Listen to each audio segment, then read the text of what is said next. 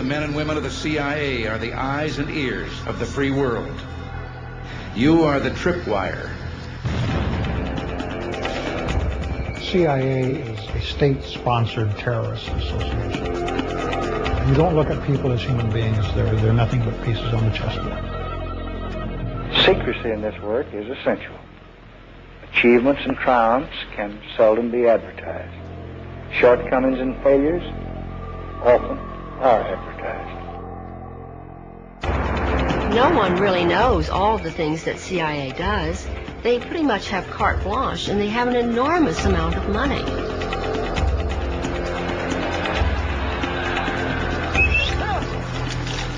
Yeah, maybe I'm overly naive, but I don't see what would be wrong with that. Now, we need more intelligence, not less. We must not diminish our intelligence. The CIA is not really an intelligence agency. It's a covert action agency. The CIA has been involved in assassination and torture behind the scenes all through its history. The Cold War is over, but many new dangers have taken its place. The decisive advantage the United States intelligence provides this country is therefore as important as it has ever been.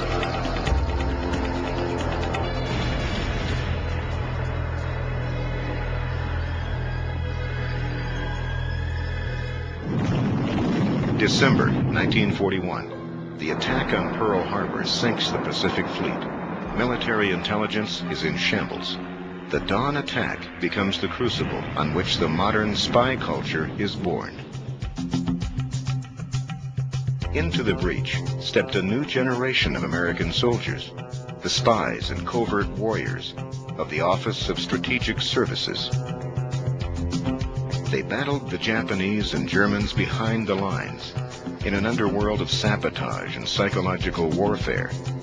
They trained and fought with local guerrillas in unknown jungles with only one guiding command: don't get caught. Come closer. I want to talk to you again. I have a more astonishing tale to tell, almost incredible. Shrouded in the mystery of Oriental ways, mysterious, sinister, evil little men from Japan. It was a simpler time when the nation's enemies were cleared. Washington and Hollywood swept into action, inventing the popular culture that has surrounded espionage for half a century. The mystery,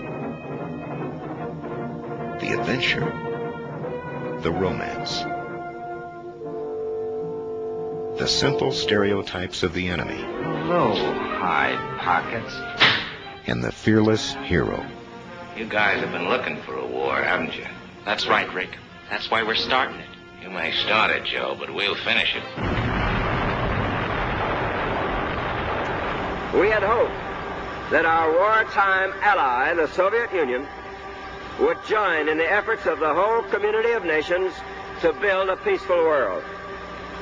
Instead, the rulers of the Soviet Union have sought to extend the boundaries of their totalitarian control. The battlefields of the new Cold War seemed uniquely suited to the skills of spies and secret agents. President Truman pledged that the United States would never be caught by surprise again. The Central Intelligence Agency was born. It was considered the Cadillac of government agencies, and they mostly hired from Ivy League colleges. The cost of freedom is always high, but Americans have always paid it. And one path we shall never choose, and that is the path of surrender or submission. The public embraced the cloak of secrecy that the CIA wrapped around itself. The government didn't know I was working for the government. They told me not to tell anyone, not even my mother. I couldn't tell my children. My wife didn't even know what I was doing.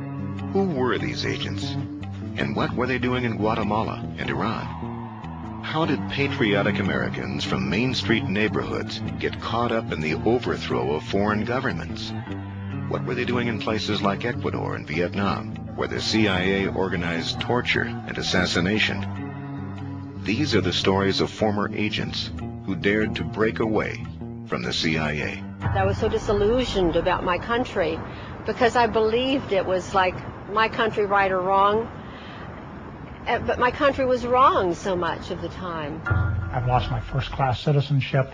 I've lost the respect probably of a lot of friends. I've gained a lot of enemies. I think CIA ex-members, somewhat like myself, who leave and tell their stories, it's a very painful process, but I think they are feeling that they're doing a higher duty, if you will. They're not just quitting and leaving and being quiet. They're quitting and expressing their conscience. Here is something that we've done that is terrible, and here's something that must be stopped.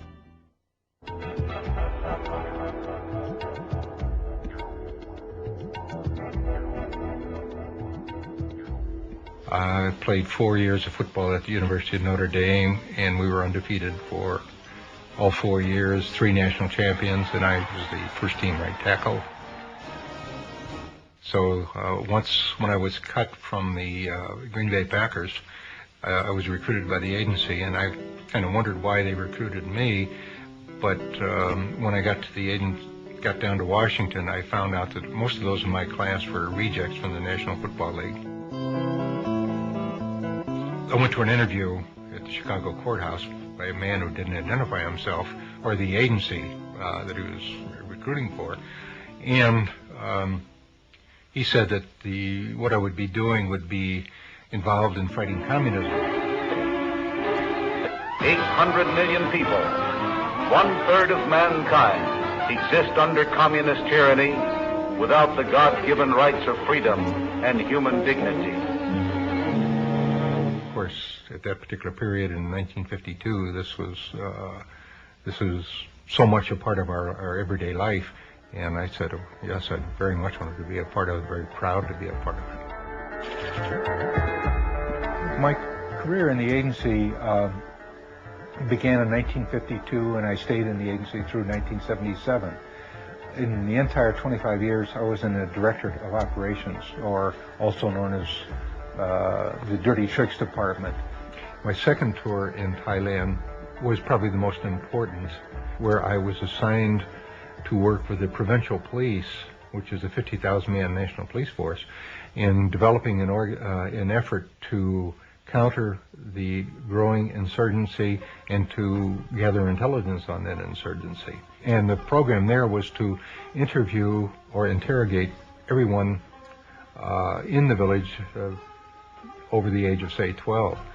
And in the process, we found out that the Thai Communist Party was much larger, much more active, much more effective than had ever been reported before. My initial reports received glowing commendations from everyone. And then all of a sudden, the program was shut down and I was sent home, and I couldn't understand this.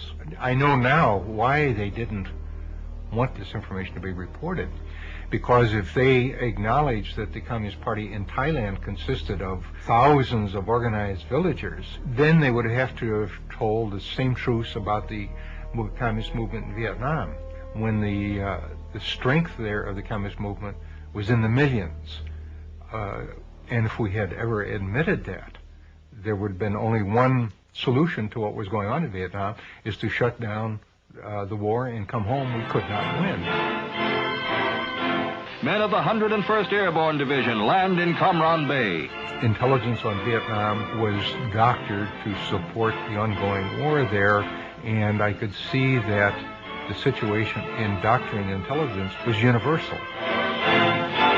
Now these reinforcements head for where the action is supposed to be. For according to current policy, the emphasis is to be on direct combat rather than on advisory duty.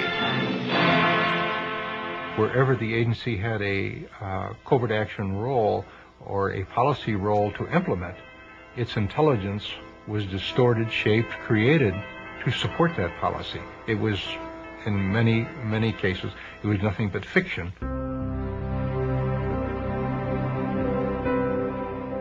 I think the worst thing I was involved in was the Phoenix operation in Vietnam, a countrywide assassination program. I was part of it.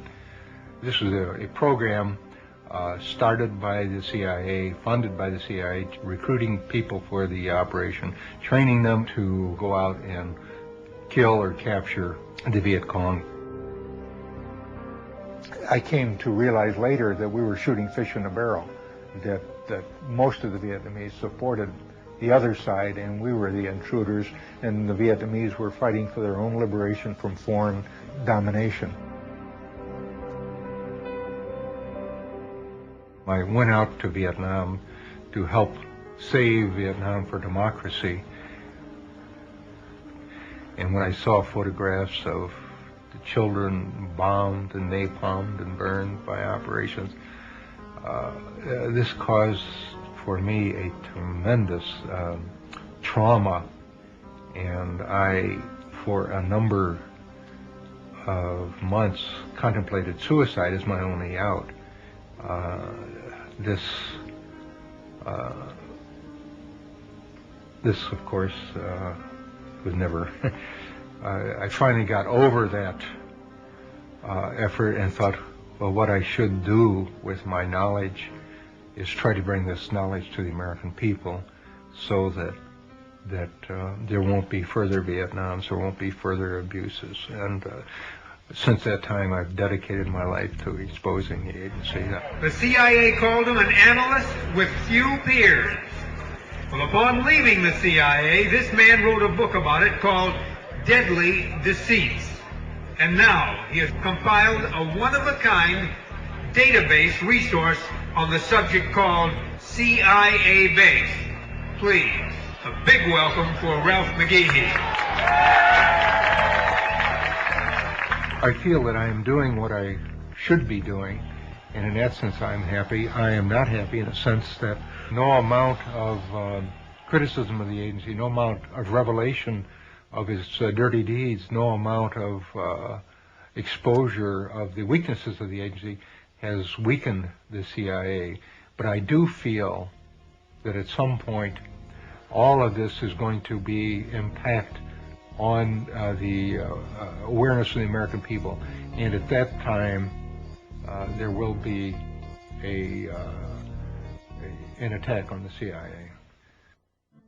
I considered myself a good spy.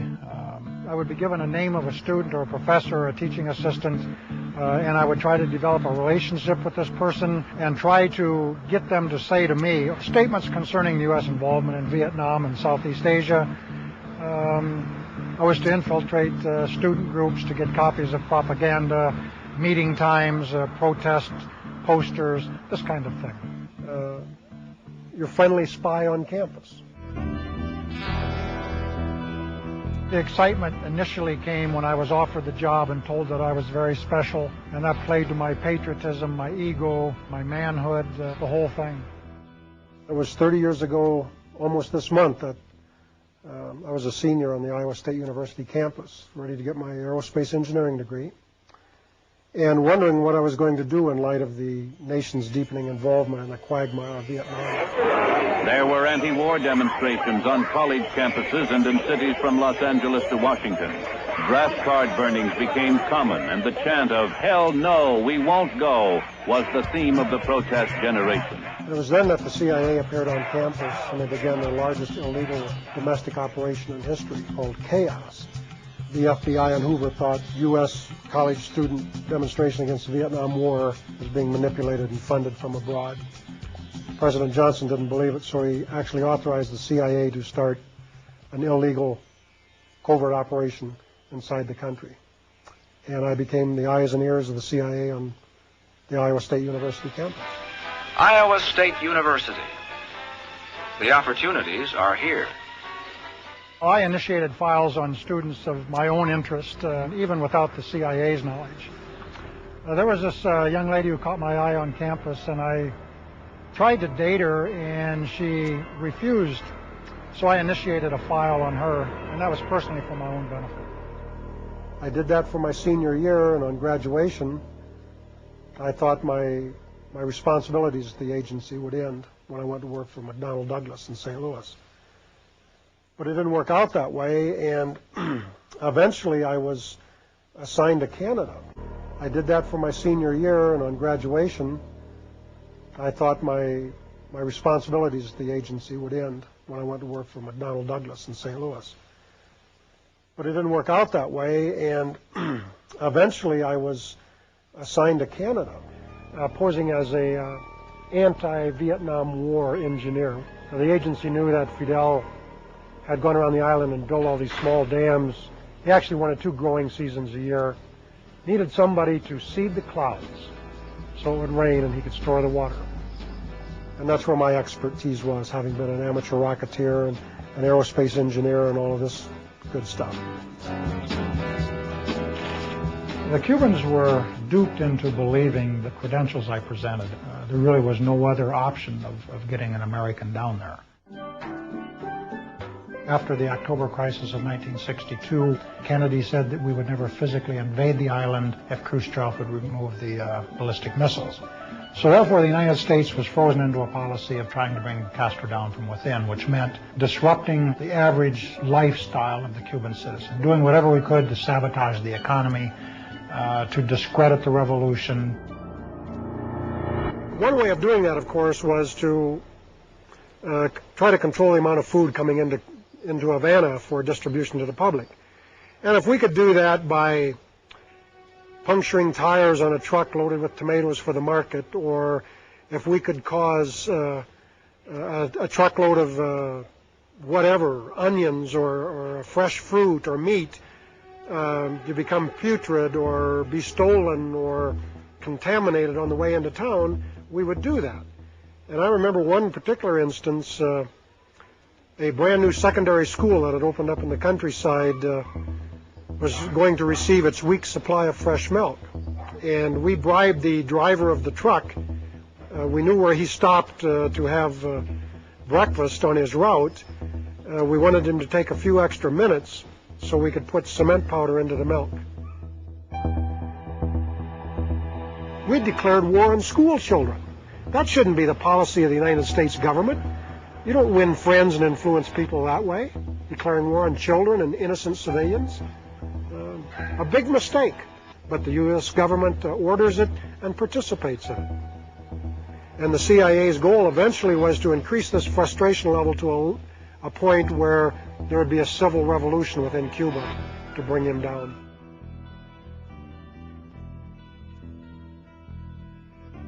I think from almost the outset I had reservations about what I was doing in Cuba.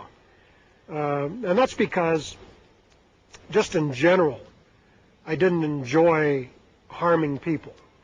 And I didn't know the Cubans at the time, so I would rationalize myself that, well, this was in the best interests of my country. But as I got to know the Cuban people personally and ended up getting married to a Cuban, I started to change my attitude toward them very quickly. I think the most frightening thing that ever happened to me in Havana was when the Cuban counterintelligence people actually decided they had enough, and they came to my house and detained me. And eventually I was arrested and accused of espionage, even given a fake firing squad. And in spite of all the training I'd had and all the instruction I'd had that you don't get shot, you may be tried, to be allowed publicity, you may even be imprisoned for a while, but eventually you'll be released and exchanged. You forget that when you're actually facing those rifle barrels and you're in a foreign country with no diplomatic mission and nobody there to speak for you. Your knees tremble and you lose bladder control. It's very scary. Now, hindsight is something I think we all enjoy, and I just wish we could switch it around and use it as foresight. But in hindsight, yeah, if I could go back and change things, I'd have to go back 30 years to 1965 in my senior year and refuse the offer that was made to me by the CIA and take my chances with the draft and have pursued my engineering career. It certainly would have been a better life than what I had. I wouldn't have the memories that I have of the things that I've done to people and countries, and all of it in the name of the United States and under its flag. For many years, I didn't even tell my friends I worked for CIA because I was embarrassed. It's colored my life. It always will. It's like a shadow that falls over my life all the time. I still, if I say anything against them, I turn around wondering if I'm being followed.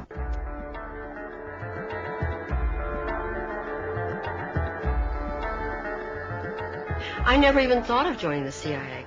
First of all, I thought I probably couldn't get in because it was considered the Cadillac of government agencies, and they mostly hired from Ivy League colleges, and I was just out of high school, went right to work for Veterans Administration, and actually it was the typewriter repairman came in to repair my typewriter one day, and he said, you know, you shouldn't be working here, you should be working at a nicer place. They test you a lot. Huge testing. I mean, when you put into this personnel pool, there are probably 2 or 3 weeks of tests where it's all day long, every single day. And there are IQ tests, there are personality tests. The questions that bothered me the most was when I took the polygraph test. And in the polygraph test, they ask you such incredibly personal questions. For instance, they asked me if I was a virgin. And I was 18. And I thought, what business is it of theirs whether I am or not? And I was rather embarrassed to tell them that I was, because I don't think any of my girlfriends were. I was raised very strict. There were very few women at CIA who were other than secretaries. It was very sexist. It was the male establishment, the white male establishment. I asked a couple of times why it was that there were no blacks there and why there were no gay people there, although they didn't call them gays in that time. In those days, I think they called them queers in those days. And they said because homosexuals could not be cleared because they could be blackmailed. They said that blacks couldn't be cleared because blacks just weren't, they were just still too primitive. They just weren't usually smart enough. And they didn't have the kind of background that white people had. I mean, I didn't think that much at the time because it was like sort of standard operating procedure. But when I think about it now, I'm really quite shocked how you probably would never get a job if you were black. I was assigned as a secretary in the audio surveillance division. They were experts on listening devices and hidden microphones and that sort of thing. I did also very often help the operatives get the documents that they needed. Once in a while, I'd have to make a quick trip to the State Department to pick up their passports. And sometimes, if we couldn't get the passports in time, then I'd have to go over to Graphic Arts Reproduction Division so that they could forge one for them. Most of them were artists in there, but they were recruited from prisons because they were forgers, and they were master forgers. They were people who knew how to forge money, and they forged all kinds of things. That's how they made their living. And so the FBI would arrest them, and then the CIA would come and spring them. Then I went to technical services, where I was in charge of finding documents that you don't find in libraries, like where you put explosives on a bridge. Where's the best place to put an explosive on a bridge, and what kind of explosive do you have to get that goes underwater without it, destroying its effectiveness. Also, I had to find, one time they wanted me to find out if there was such a thing as a poison that was undetectable, especially one that seemed to mimic a heart attack, that would kill someone, but it would appear that they had a heart attack. I did find such a thing. Does this pistol fire the dart? Yes, it does, Mr. Chairman, and a special one was developed which potentially would be able to enter the target without perception.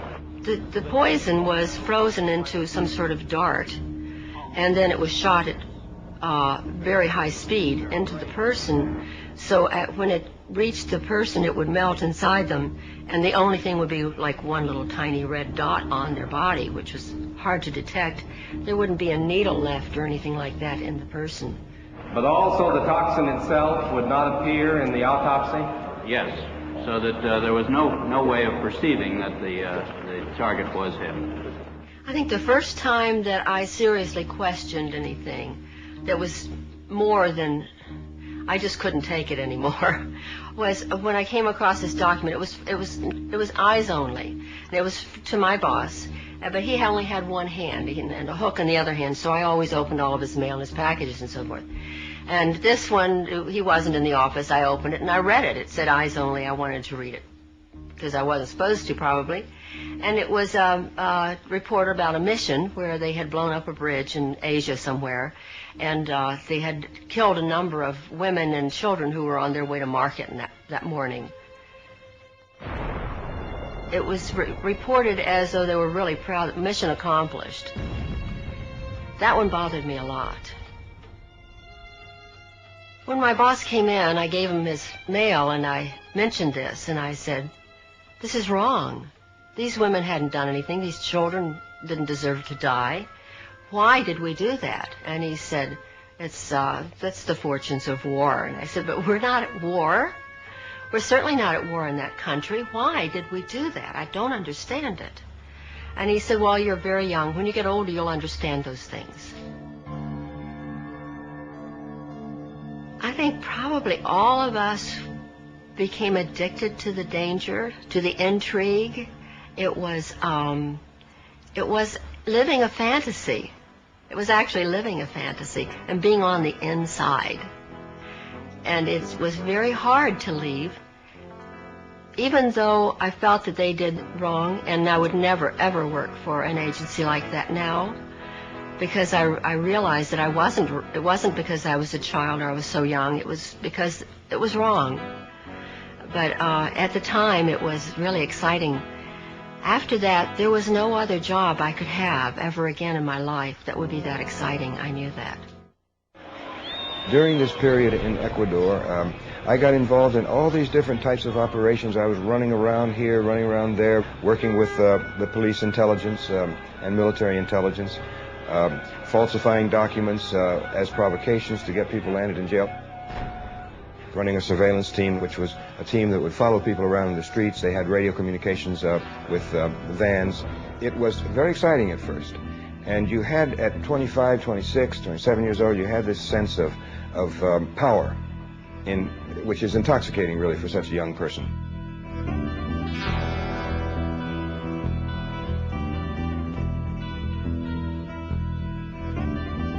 My motivation was partly the youthful romantic aspect of it, which was the idea of secret work, of being abroad in strange cultures and communities, but patriotism was also a very strong motivation.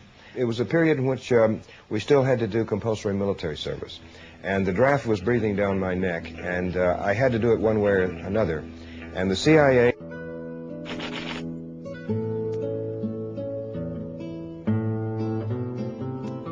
I was sent down to Quito, Ecuador, where I worked for a period of 3 years. Poverty breeds anger and despair. Anger and despair are ingredients of violence, of lawlessness, of revolt. And our job was to squelch or impede the influence of the Cuban Revolution throughout Latin America, because the Cuban Revolution had such an impact in Latin America. And in practically every Latin American country, there were people who went into armed struggle at that period to emulate the Cubans, hoping that they too could overthrow the traditional ruling power structure in their countries, in which very few families controlled the land and the wealth, and that meant that a very large proportion of the population was marginalized. They didn't count. Here, as in so many other places on this troubled earth, can be seen the conditions that give rise to conflict, to riot and revolution. Here can be found the familiar challenges that threaten the future of us all. We are here. When I was working in Uruguay, it was a complicated period.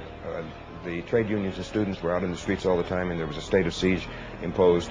And we wanted to stop these lightning demonstrations, which were making our police look bad. And so one of the leaders of these squads of the Communist Party was Oscar Bonaudi. And I had him arrested. It was supposed to be simply preventive detention. But on that Sunday morning, I knew he was under arrest, and I didn't know what was happening, but we were sitting in the room as the chief of police was reading a document I had written to attribute all this violence and unrest and strikes to the Soviets.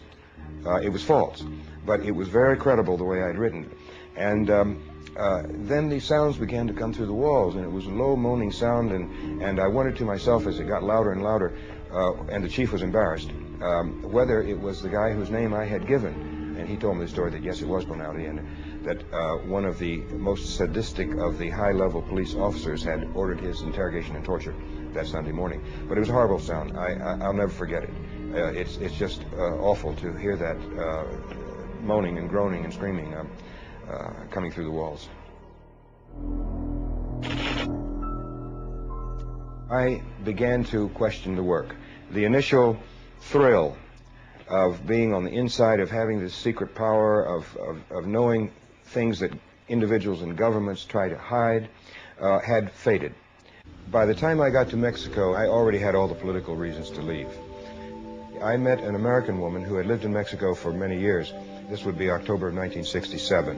And at dinner, she suddenly went into a tirade about Che Guevara because he had just been killed. He'd been captured and executed, and it was just out in the papers that day. And so she was furious. She went into this tirade about this horrible, stinking CIA that had murdered the best hope for Latin America in generations. And she loved Che Guevara. She thought he was the most wonderful man in the world. And I was in love with her, and she was in love with me, and I thought to myself as I sat there at dinner, I said, wow, what am I going to do? And so the upshot is that she was the personal factor which led me actually to say, I'm quitting now.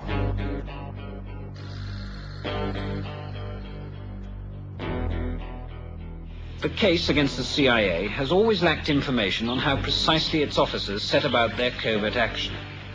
Philip Agee, now living in Cornwall, was such an officer, and his diary, to be published by Penguin in the next few weeks, gives his version of what life is really like inside the agency. He names every officer and agent he's ever met, and describes a CIA man's work in daily detail. Why should I be delicate with them? I don't expect any quarter in return, because this is part of the conflict that's going on in the world right now. The CIA is enforcing American economic exploitation, and people are dying, and people are starving because of this system. In actual fact, what had happened is Henry Kissinger had intervened secretly with the British government to force them or pressure them to deport me and to cause me all these problems, because not only was I deported from Great Britain, but that was followed by a kidnapping and deportation by force from France, plus Holland and Italy and Germany and Norway would not let me in. And so over a 2-year period, they were constantly pressuring these governments, which had no provocation from me at all. So they tried very hard during a period of time in the 1970s to stop my work, but I just continued, got on with my life, and achieved stability in Germany, and now, in the last 7 or 8 years, I've been coming frequently to the United States, and I think I've been in practically every nook and cranny of the country at hundreds of meetings, political rallies, and university lectures over these last 8 years. When I was a kid, the American flag was something absolutely marvelous. Whenever the American flag went by in a parade, we took our hats off, put our hands over our hearts, and we really felt it, because this is the symbol of the United States and the way the United States should behave. We have to have something like that in order to hold ourselves together.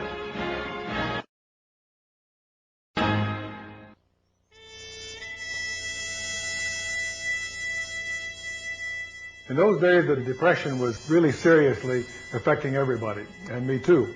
Along about that time, I began to travel to different shooting matches in the Midwest, and I finally got to shooting against the U.S. Marine Corps team. Well, and I used to beat the Marines, every one of them, and the captain of the Marine team came to me and said, son, he said, have you ever thought about enlisting in the Marine Corps? And I said, no, Captain, I never have. And he said, well, I tell you what, if you would enlist in the Marine Corps, when you're finished the training in Parris Island, I'll see that you're assigned to the Marine Corps rifle and pistol team. And I said, geez, you know, I'll be getting paid for shooting. I was scared stiff, of course. And we went up there and went in the Commandant of the Marine Corps' office. So he said, this young man is a specialist in marksmanship training, and we would like to commission him in the Marine Corps. I said, commission? Oh, my God. He says, we've never done anything like that before. Commissioned man from civilian life. He said, well, sir, I think this is the time to do it. He scratched his head. He said, I think you're right. Young man, you're a second lieutenant in the Marine Corps. I said, oh, my God, this is terrible. I went through World War II as an officer of the Marine Corps, came back, and one night the doorbell rang, and I went, there's a nattily dressed man in his nice suit and a snap-brim hat, and he said, may I come in? And I said, well, I think you better identify yourself. Who are you? Well, he said, I know who you are, and you've been recommended very highly to our organization. I said, what's your organization? Well, I'm not at liberty to tell you what the organization is. And I said, this is crazy. So I said, well, come on in. He was a little guy, and I thought I could handle him pretty well. And they said, you have been accepted in our organization, and we want you to go to Central America. And I said, what? Central America? Come on. So that's how it happened. And then I joined this group that went to Central America, and I found out that I was supposed to be in charge of overthrowing a government in Central America. And, you know, it doesn't sound right. And I said, well, what's the government? Well, we don't want to go into it too deeply here yet. I said, well, I think maybe we better forget the whole thing. Oh, no, it's not very important. So finally, he did let out that we were going to overthrow the government of Guatemala. Well, now, I had been to Guatemala before, several years before that, because I was a member of the U.S. Olympic team, and we were requested to go down and help organize the games, the Central American and Caribbean Games. Doves are released, living symbols of the peace and friendship among the 22 nations represented. So I knew people down there. I knew this gentleman by the name of Arbenz, and the CIA was going to have me overthrow these friends of mine. Well, they explained to me that this is extremely important to the security of the United States. When they pull that, you know there's something wrong, because the United States is so secure, and nobody's ever going to do anything to it. Anyway, so I said, well, okay, I'll do it. And we organized a group of dissident Guatemalans, armed them and trained them minimally, and sent them off up to overthrow the government. Fighting ends in Guatemala. These rebel troops, backed by air power, have compelled the ousting of Guatemala's pro-communist regime and have won a ceasefire from government forces. That red rule in Guatemala is over is grimly symbolized by the determination of the insurgents themselves and by this effigy of ex-President Arbenz, who fled the country. The sign reads, "Go back to Russia." You know, there were some people during the Arbenz regime that said that there was a question as to whether it was truly a communist regime and as to whether it was controlled by Moscow. We have here the proof that there was no question whatever. There was no doubt at all that Russia controlled all the communists here in Guatemala, sir. In other words, the Arbenz regime was not a Guatemalan government. It was a foreign government controlled by foreigners. That's it, sir. Well, what happened was that they went up there and caused great bloodshed and great damage, which has never been corrected even to this day. That started the whole thing in Guatemala, and what we're having all this trouble today.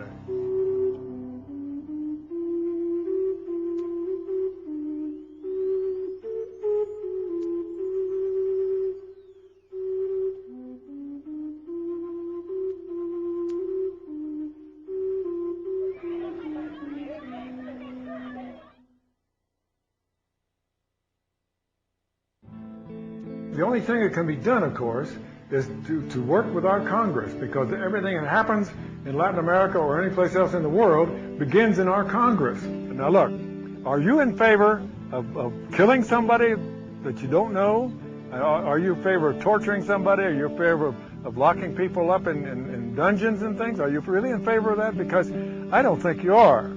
And I think I can get that across pretty well if I get a chance to talk to them like that. I feel that because of the problems that I went through, the realizations that I came to, the efforts that I've taken to counter, people may call it this monster, that I am contributing so much now that I could not have contributed had I not joined the agency. There's no way I can make amends, but certainly helping in this effort to expose the abuses of our intelligence services, perhaps in some small way will help pay that debt.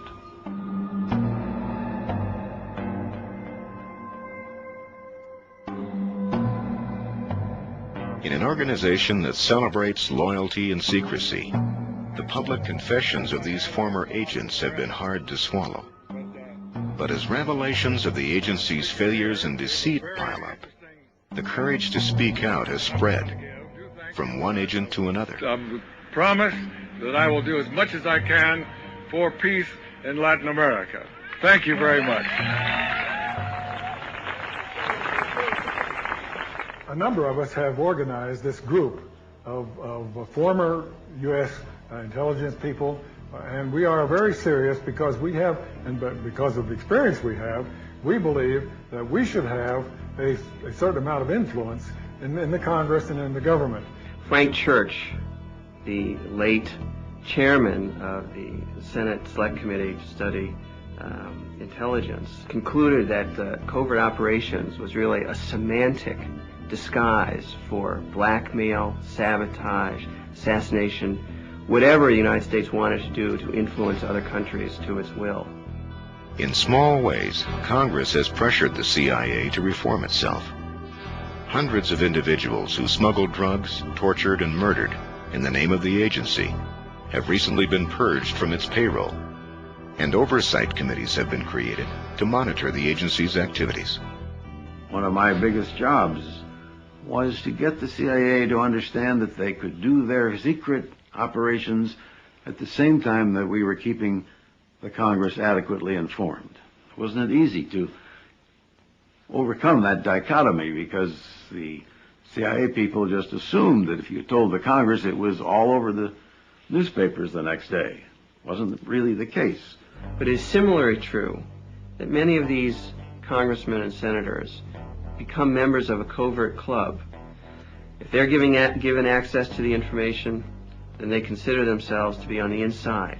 They don't share it.